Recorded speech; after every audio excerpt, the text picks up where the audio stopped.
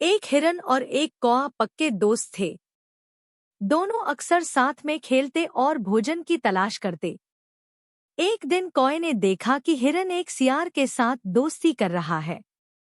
सियार बहुत चालाक जानवर माना जाता है और कौए को इस बात की चिंता होने लगी।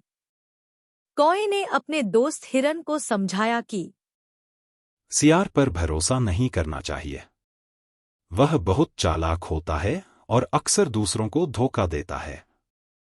लेकिन हिरन ने कौए की सलाह पर ध्यान नहीं दिया और सियार के साथ खेत में चला गया। खेत में पहुंचने पर सियार ने हिरन को सबसे अच्छे जगह पर ताजे हरे चारे का लालच दिया। हिरन लालच में आ गया और वहां चारा खाने लगा। तभी वह जाल में फंस गया। सियार उससे कहने लगा, मैं तो किसान को बुलाने जा रहा हूं। वह आएगा और तुम्हें मार डालेगा। मुझे भी वह तुम्हारे गोश्त का हिस्सा देगा। हिरन यह सुनकर चिल्लाने लगा, मुझे बचाओ, मुझे बचाओ। उसकी चिल्लाने की आवाज सुनकर कौआ तुरंत सहायता के लिए आ गया। कौए ने अपनी सूझबूझ से हिरन से कहा, तुम ऐसे लेट जाओ जैसे तुम सचमुच मर गए हो।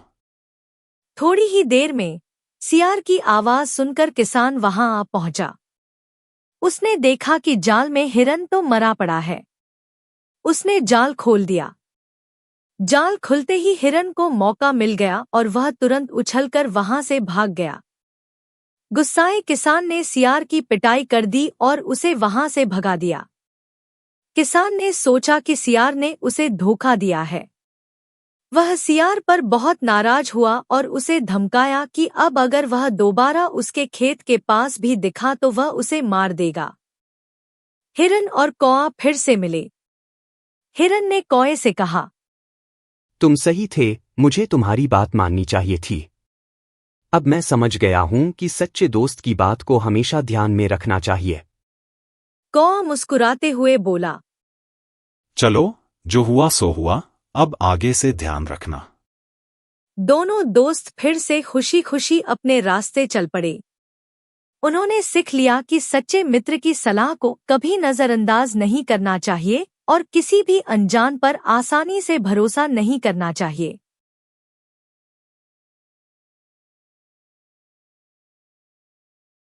एक जंगल में एक चालाक लोमड़ी रहती थी। वो इतनी चालाक थी कि अपने शिकार और भोजन के लिए पहले तो वो जानवरों से दोस्ती करती और फिर मौका पाते ही उन्हें मारकर दावत उड़ाती।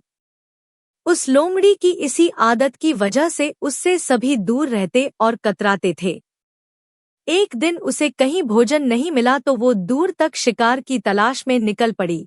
उसकी नज़र एक तंदुरुस्त मुर्गे पर पड़ी। वह मुर्गा पेड़ पर चढ़ा हुआ था।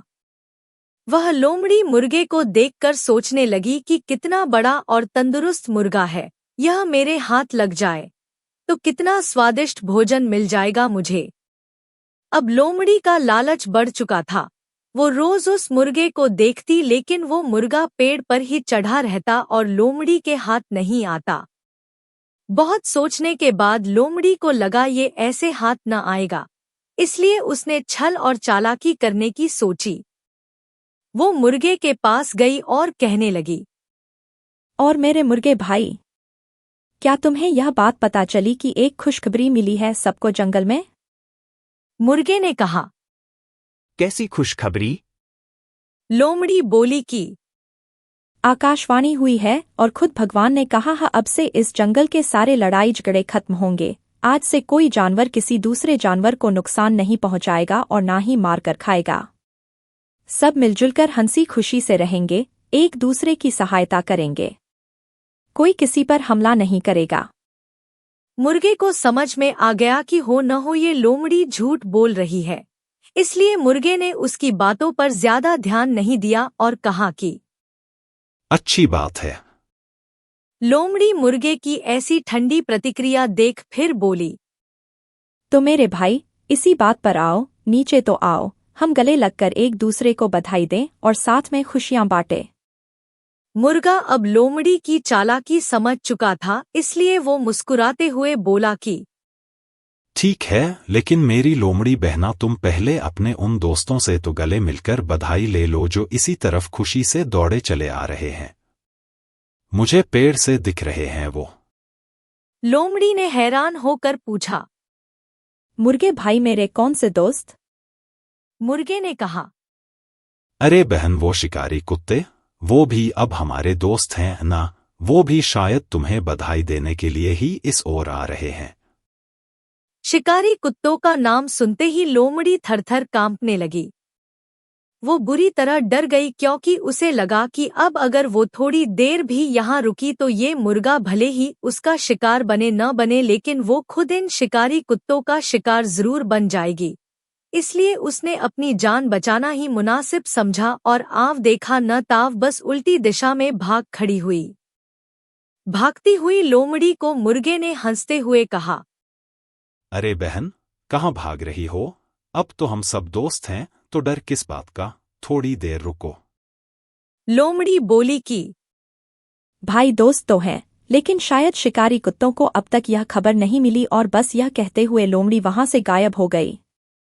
इस कहानी से हमें यह शिक्षा मिलती है कि कभी भी किसी के ऊपर या उसकी चिकनी छुपड़ी बातों पर आंख बंद करके आसानी से विश्वास नहीं करना चाहिए।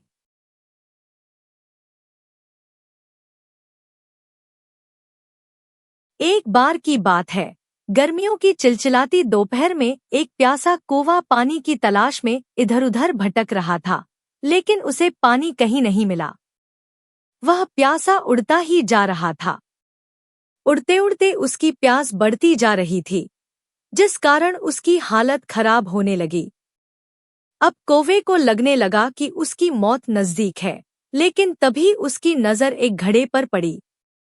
वो तुरंत हिम्मत जुटाकर उस घड़े तक पहुंचा, लेकिन उसकी खुशी बस कुछ समय के लिए ही थी, क्योंकि उस घड़े में पानी तो था, लेकिन इतना नहीं था कि कौवे की चोंच उस पानी तक पहुंच सके।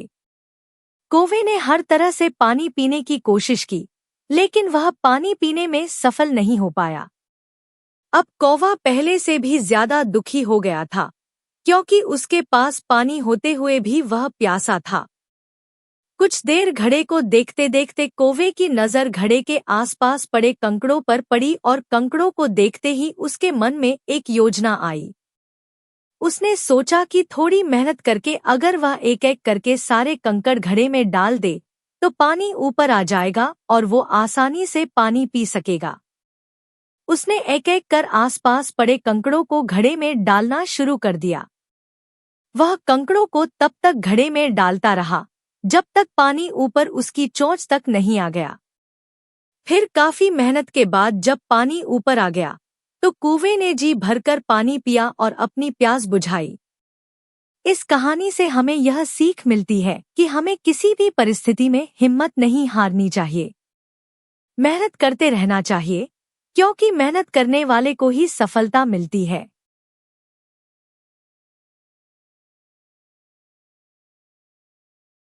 एक बार की बात है, एक गरीब किसान अपनी पत्नी के साथ एक झोपड़ी में रहता था। किसान के पास बहुत थोड़ी जमीन थी और ज्यादा जानवर भी नहीं थे। वह और पत्नी जैसे तैसे अपना गुजारा करते थे। एक बार किसान किसी काम से लौटते हुए जंगल के पास से गुजर रहा था, तभी उसे वहां झाड़ियों में एक मुर्गी दिखी। मुर्गी को देखकर किसान ने सोचा कि यह किसी की पालतू नहीं लगती, तो क्यों न इसे घर ले जाया जाए। मुर्गी के अंडों से कुछ तो कमाई होगी। ऐसा सोचकर किसान मुर्गी को घर ले आया। अगले दिन सुबह जब किसान और उसकी पत्नी सोकर उठे तो उनके आश्चर्य का ठिकाना न रहा। उस मुर्गी ने सिर्फ अंडा दिया था जो सोने का था। किसान और उसकी पत्नी बहुत खुश हुए। उन्हें समझ आ गया कि यह मुर्गी कोई आम मुर्गी नहीं थी, बल्कि एक जादुई मुर्गी थी। अगले दिन भी वही हुआ और उसके अगले दिन भी वही। नियम से रोज वह मुर्गी सुबह सोने का एक अंडा देती थी। मुर्गी के सोने के अंडे देने से धीरे धीरे किसान और उसकी पत्नी की गरीबी दूर होने लगी। अब उन्हें पैसों की कमी नहीं रही। लेकिन समय के साथ किसान और उसकी पत्नी लालची होने लगे। उन्होंने सोचा कि क्या ही अच्छा हो अगर मुर्गी रोज सोने के ज्यादा अंडे देना शुरू कर दे। दोनों का लालच दिन प्रतिदिन बढ़ने लगा। अब वे हर समय इस बात से परेशान रहते थे कि उन्हें प्रतिदिन केवल एक सोने का अंडा मिल रहा था। ऐसे ही अचानक एक दिन दोनों को विचार आया कि अगर मुर्गी सोने के अंडे दे रही है तो उसके अंदर का हिस्सा भी निश्चित रूप से सोने का बना होगा। अमीर बनने की ख्वाहिश में किसान और उसकी पत्नी को सही गलत का ध्यान भी नहीं रहा। उन्हें जल्द से जल्द बहुत अमीर बनना था। उन्होंने सोचा कि अगर वे मुर्गी को मार डालें तो उसके अंदर का सारा सोना उन्हें एक ही बार में मिल जाएगा। लालच में अंधे हो चुके किसान ने बेचारी मुर्गी को पकड़ा और मार डाला।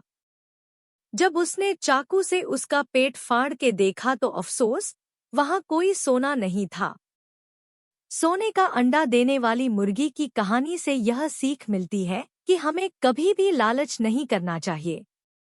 ऐसा करने पर हमें इसके गलत परिणाम मिल सकते हैं और बाद में पछताना पड़ सकता है। इस कहानी में किसान और उसकी पत्नी रोज सोने का एक अंडा पाकर भी संतुष्ट नहीं थे।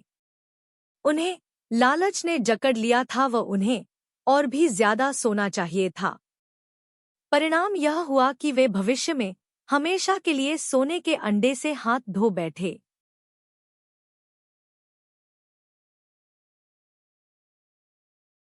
एक पेड़ पर एक तोता लाली अपने 2 बच्चों के साथ रहती थी। पेड़ और दोनों बच्चे सुरक्षित थे और तीनों बहुत प्रसन्न रहते थे। एक दिन उनकी खुशी में खलल पड़ गया जब पेड़ के निचले भाग से आवाज आने लगी। उन्होंने देखा कि एक आदमी कुदाल से पेड़ को काट रहा था। लाली ने बच्चों से कहा, यह पेड़ काटा जा रहा है। अब हमें अपना घोंसला छोड़ना पड़ेगा। बच्चों ने कहा, माँ, उनसे कहो ना कि यह हमारा घर है। आखिर हम यहाँ साथ रहते हैं।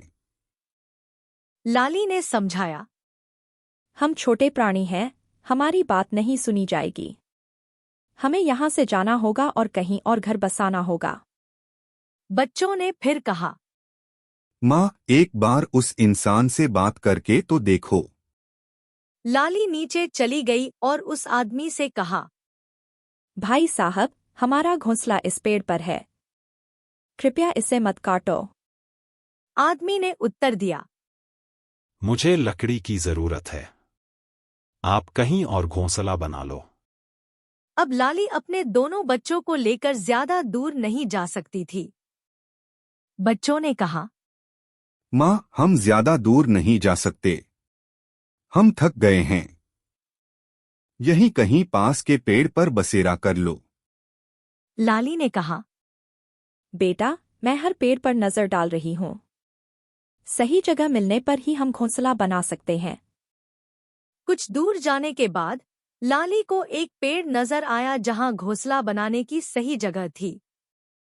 उन्होंने पेड़ से पूछा, भैया, मेरे बच्चे बेघर हो गए हैं। हमें रहने के लिए एक सही जगह चाहिए।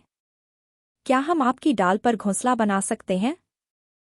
पेड़ ने कहा, नहीं, मेरी डाल पर घोंसला मत बनाओ और जाओ। वह थोड़ा दूर दिख रहा पेड़ तुम्हारे काम आ सकता है। लाली ने सोचा कि आखिर उसने मना क्यों किया, फिर भी वह आगे बढ़ी। फिर वह छोटे पेड़ के पास पहुंची और कहा, भैया, मैं बड़ी देर से परेशान हूँ। बच्चों के साथ यहाँ तक आई हूँ। क्या आपकी डाल पर घोंसला बना सकती हूँ? आप मना तो नहीं करेंगे ना? छोटे पेड़ ने उत्तर दिया, अरे नहीं, मैं भला क्यों मना करूंगा। बना लो शौक से घोंसला। तुम्हारे छोटे प्यारे बच्चों की मीठी आवाज सुनने को मिलेगी। मेरा भी मन बहलता रहेगा।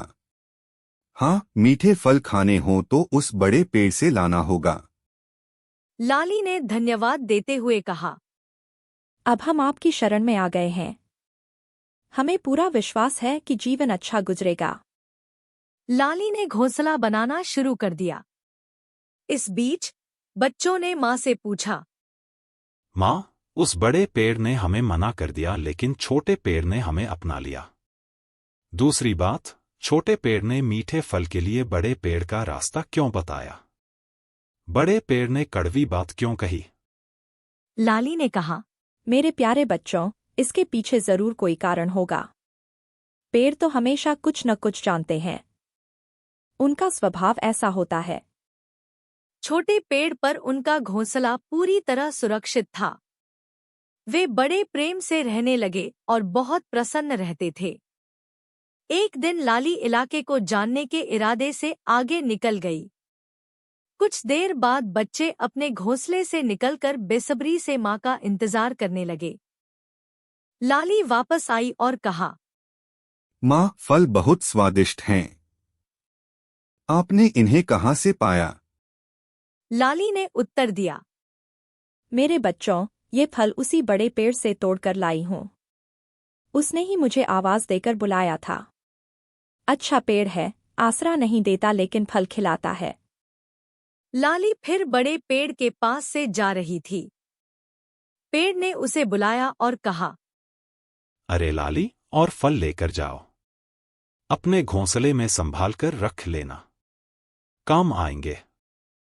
लाली ने कई चक्कर लगाकर कुछ फल अपने बच्चों के पास घोंसले में रख दिए। बरसात और तूफान शुरू हो गया। बड़े पेड़ ने लाली को सावधान किया। अरे ओ लाली, अपने बच्चों के साथ संभल कर रहना। मौसम का मिजाज अच्छा नहीं दिख रहा है। लाली ने अपने दोनों बच्चों को अपने पास कर लिया।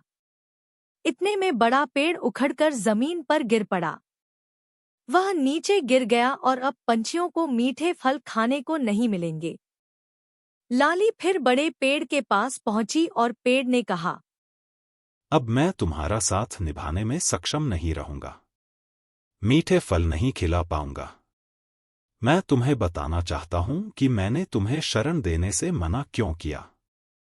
दरअसल मेरी जड़ें बहुत कमजोर हो गई थी। मैं जानता था कि तूफान का झटका सहन नहीं कर पाऊंगा।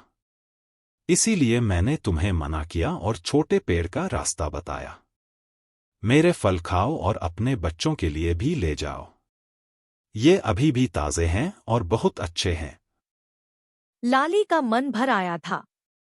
वह समझ चुकी थी कि स्वभाव की मिठास जीवन में सच्चे सुख की नींव होती है।